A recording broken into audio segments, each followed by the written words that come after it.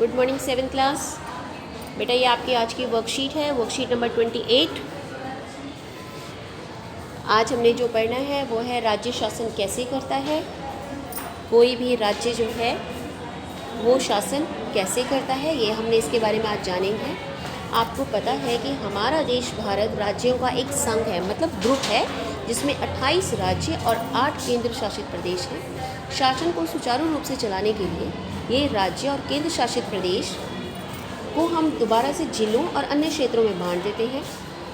जैसे मान लीजिए ये पूरा हमारा एक भारत देश है और इस भारत देश में टोटल 28 राज्य हैं। हम किसी एक राज्य को लेके चलते हैं। मान लीजिए इस राज्य में, ये राज्य बहुत बड़ा है, इसको हमने किस में बांट दिया, जिलों में बांट दिया। ठीक है, इसको थोड़ा सा हम बड़े लेवल पर अगर आप ऐसे समझें कि ये एक राज्य है और इसका शासन सुचारू रूप से चले, इसके लिए हमने इसको जिलों में बांट दिया। ये पूरा एक ही राज्य है। भारत के हर राज्य में एक विधानसभा है, मतलब इस पूरे राज्य की एक क्या होगी, एक विधानसभा है और विधानसभा के सदस्य को विधायक कहा जाता है। हर राज्य कई निर्वाचन क्षेत्रों में बंटा हुआ है और हर निर्वाचन क्षेत्र से जनता एक प्रतिनिधि चुनती है। मान लीजिए जो राज्य जितना बड़ा होगा उस हिसाब से उसको निर्वाचन क्षेत्रों में बांट दिया जाएगा। मान लीजिए हमने बोला कि यहाँ पर इतनी जगह पर वोटिंग होगी। ठीक है, हर निर्वाचन क्षेत्र से जनता एक प्रतिनिधि चुनती है।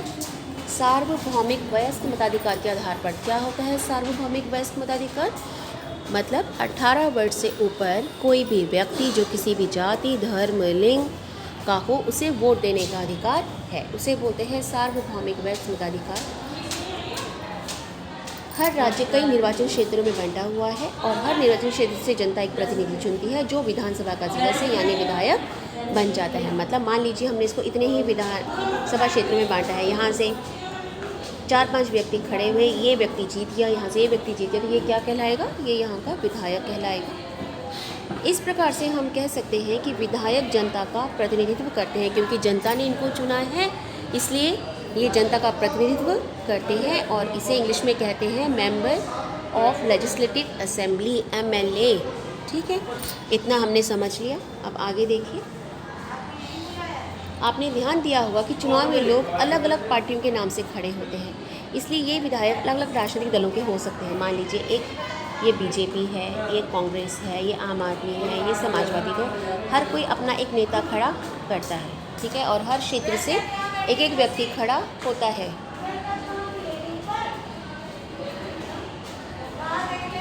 जिस राजनीतिक दल के आधे से अधिक निर्वाचन क्षेत्रों में जीत जाते हैं, राज्य में उस दल को बहुमत में माना जाता है और बहुमत प्राप्त करने वाला राजनीतिक दल को सत्ता पक्ष और अन्य सभी पक्षों को विपक्ष कहा जाता है। ठीक है, मतलब जिस पार्टी में सबसे ज़्यादा सीट मिलेंगे वो पार्टी जीत जाती है, वो सत्ता में आ जाती है, वो शासन करती है, और जो बाकी अन्य पार्टी होती है उन्हें विपक्ष कहा जाता है। चुनाव के बाद सत्ताधारी दल के विधायक अपने नेता का चुनाव करते हैं जो मुख्यमंत्री बनता है। इसके बाद मुख्यमंत्री मंत्रियों का चयन करते हैं। चुनाव के बाद राज्य का राज्यपाल मुख्यमंत्री एवं अन्य मंत्रियों की नियुक्ति करता है। मुख्यमंत्री तथा अन्य मंत्रियों का यह दायित्व है कि वे अपने अपने शासन के विभागों या मंत्रालयों को चलाएं। ठीक है, जैसे मान लीजिए एक क्लास है, क्लास में 3 रो बैठती है ABC। इनको मान लीजिए हमने इतने विधानसभा क्षेत्रों में बांट दिया, एक से A चुनकर आया, दूसरे से B, तीसरे से C और मान लीजिए BJP की पार्टी जो है वो चुनकर आ गई है। ठीक है, अब BJP की पार्टी चुनकर आ गई। अब BJP क्या करेगी, अपने में से कुछ मंत्रियों को दायित्व देगी, किसी को क्लास का मॉनिटर बनाएगी, किसी को क्लास की सफाई का जिम्मा देगी, किसी को क्लास का डिसिप्लिन देखने की देगी। इसी तरह से जीती हुई पार्टी भी करती है। उदाहरण जैसे शिक्षा विभाग बांट दिया, स्वास्थ्य विभाग, पर्यावरण विभाग। कई बार एक पार्टी को स्पष्ट बहुमत नहीं मिलता, कई बार एक ही पार्टी को आधे से अधिक वोट नहीं मिलते, तब क्या होता है, तब सत्ताधारी दल किसी एक पार्टी का न होकर कई पार्टियों से मिलकर बनता है। मतलब 2 या 2 से अधिक पार्टीज जब मिलकर सरकार बनाते तो उसे गठबंधन सरकार कहते हैं। ठीक है, अब है राज्यपाल। राज्य का प्रमुख राज्यपाल कहलाता है। जैसे देश का प्रमुख राष्ट्रपति कहलाता है, इसी प्रकार राज्य का प्रमुख राज्यपाल कहलाता है। और इसकी नियुक्ति कौन करता है, उसकी नियुक्ति केंद्र सरकार द्वारा यह सुनिश्चित करने के लिए की जाती है कि राज्य सरकार संविधान के नियमों अधिनियमों के अनुसार अपना कामकाज चलाए। ये राज्यपाल की ये ड्यूटी है कि वो ये देखती है कि जिस भी मंत्रियों का चुनाव हुआ है वो अपना काम ढंग से कर रहे हों। ठीक है, अब यहाँ पर एक उदाहरण है, इसको भी हम देखेंगे। देखिए, एक राज्य के विधानसभा चुनाव का परिणाम नीचे दिया गया। मतलब एक राज्य है, वहाँ पर चुनाव हुए हैं, विधानसभा चुनाव, और पार्टी देखिए, जैसे लोक अधिकार पार्टी को 43 वोट मिले हैं,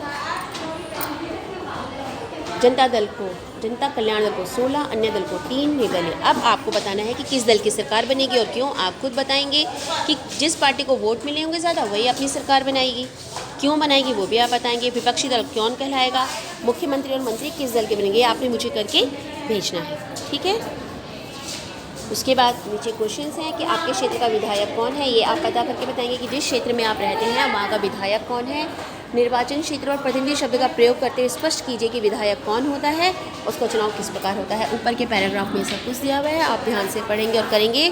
और सभी बच्चे वर्कशीट करके मुझे भेजेंगे, अपना नाम रोल नंबर साफ साफ लिखेंगे, और सभी बच्चों ने ये वर्कशीट करके भेजनी है। वीडियो ध्यान से देखेंगे, उसके बाद काम करेंगे, फिर कॉपी में काम करके भेजेंगे।